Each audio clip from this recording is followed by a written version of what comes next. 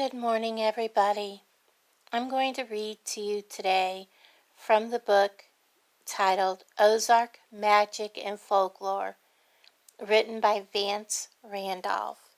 And I'm going to read from chapter 13, titled Death and Burial. Many trivial happenings in a mountain cabin are regarded as presages of an approaching death.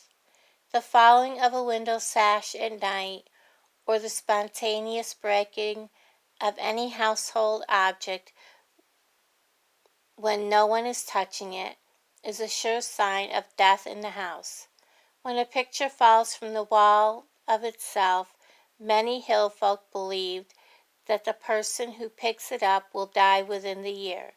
Some say, however, that it is just a general sign of sickness and death for the entire household, and the individual who happens to pick up the picture is in no more danger than anybody else. But if anyone imagines that he hears the crash of glass when no breakage actually occurs, the head of the household will meet a violent death before the year is out. Hill folk are always upset by the unusual clicking or rumbling of a clock. They think that a relative or close friend must be dying at the moment when the sound is heard. If a clock that has not run for a long time suddenly begins to strike, there will be a death in the house within a number of days, weeks, or months indicated by the chimes. But there's a wide difference of opinion about the interpretation of this. Any household noise of unexplained origin, if it suggests the tearing of cloth, is a death sign. An old woman near Fort Smith, Arkansas, had told the writer that, as a girl, she heard somebody tearing cloth in the kitchen. There was no one in the room when she looked to see, but a few days later the house was full of women tearing up sheets to lay out her sister, who died suddenly and unexpectedly. Those were the days when they buried the corpses in winding sheets, long strips of cloth, which were torn, not cut.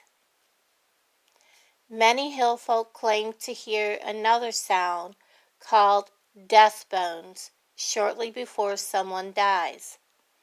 An old woman once said to the writer, "I heard Lucy's death bones a-rattling this morning, so I reckon she'll be dead before night." And sure enough, Lucy died that afternoon, although the local physician had expected her to live for a month or so. If an Ozark woman is accustomed to fasten the door every night and forgets to do so, she regards it as an evil omen and is not surprised to hear of the death of a dear friend. It is very bad luck for an Ozarker to hang his boots against the wall, and many people regard this as a sign that he will not live to wear them out.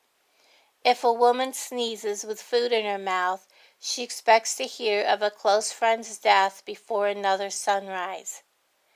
A girl near Mena, Arkansas, once showed me that the coffee grounds in her cup formed a straight line. She said this meant there would be a funeral in the house before many months had passed. The woman who throws an eggshell into the fire on May 1st and sees a drop of blood on the shell knows that she will never live to enjoy another May Day. To sweep a floor after dark or allow a lamp to burn until the last drop of oil is consumed, these things are taboo, and many people believe that they are likely to bring death into the family circle. When you see an oil lamp in an old-timer's cabin, very often there's a little piece of red woolen cloth or a little bit of red yarn submerged in the oil.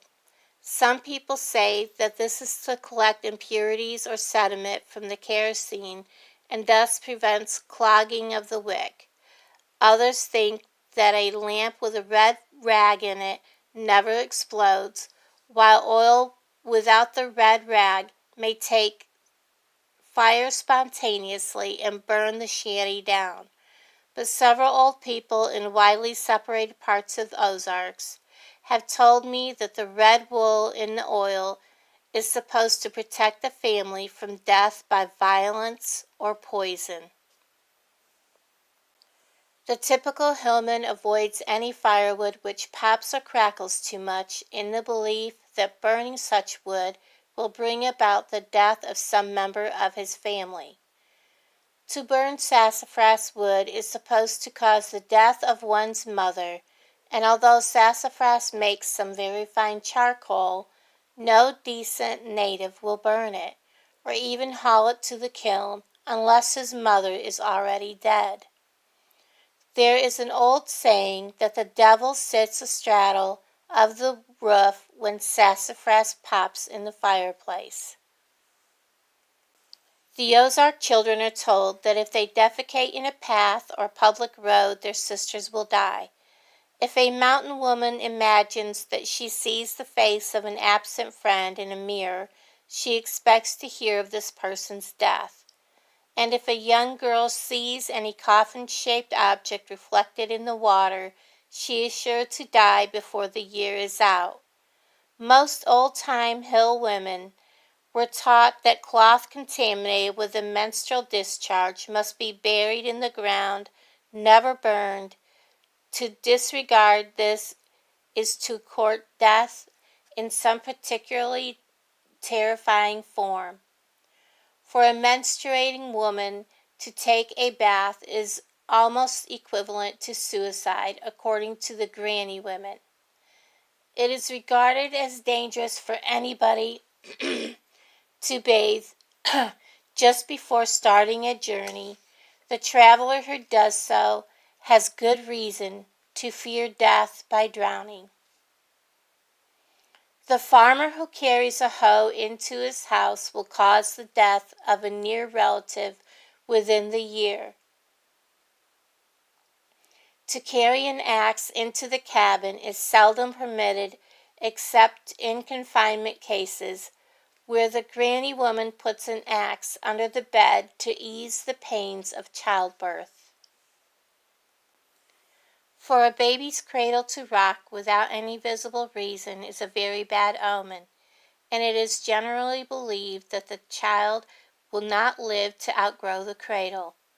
Many hill folk think, however, that the cradle rocking has a more general significance, and that the person marked for death may not be the baby at all, but one of its parents or some other member of the household.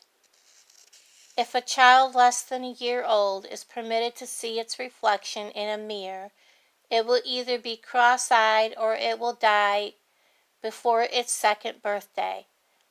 If a babe's fingernails are cut with a metal blade, it will die within the year or become a thief in later life.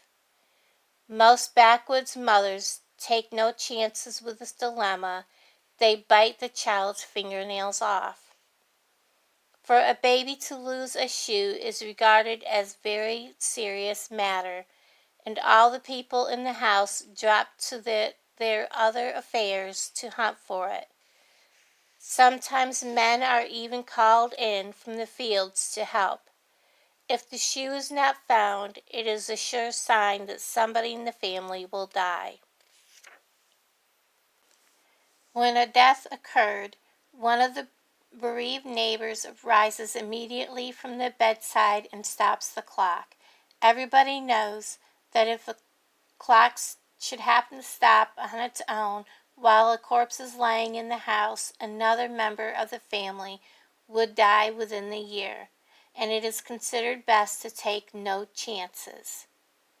The next thing to be done is to cover every mirror in the house with white cloths, which are not removed until after the funeral. This is done out of consideration for those who may come in to view the body, for if one of them should glimpse his own reflection in the house of death, it is believed that he will never live to see another summer. In some houses, immediately after death occurs, the chairs are all turned up so that nobody can sit in them, and people who come in the presence of the dead are forced to stand. When a hillman dies, all of his bedding and articles of clothing are immediately hung on the line outdoors. People coming from far down the road see this and know that the patient is dead. The writer wrote that he knew personally of an old-timer in Taney County, Missouri, who was buried with his Winchester rifle loaded and cocked in the coffin with him. His Colt revolver, also loaded, was in his belt. This was according to his own directions given to his family during his last illness. There are also stories of several other pioneers who were buried with loaded pistols in their belts, usually at their own request. Many will remember that Belle Starr, notorious Missouri-born outlaw, was buried in 1889 with a silver-mounted revolver at her waist. Rube Meadows, a city marshal of Branson, Missouri, claimed a peculiar ability to locate the bodies of drowned persons. He had boasted of his sleight since boyhood, and had said to have had found several corpses in White River and elsewhere. His method was comparable to water witching, but no forked stick was required. Mr. Meadows just reached out of the boat and thrust his bare arm into the water. There was a strange pull or attraction, he said, which indicated the location of the body.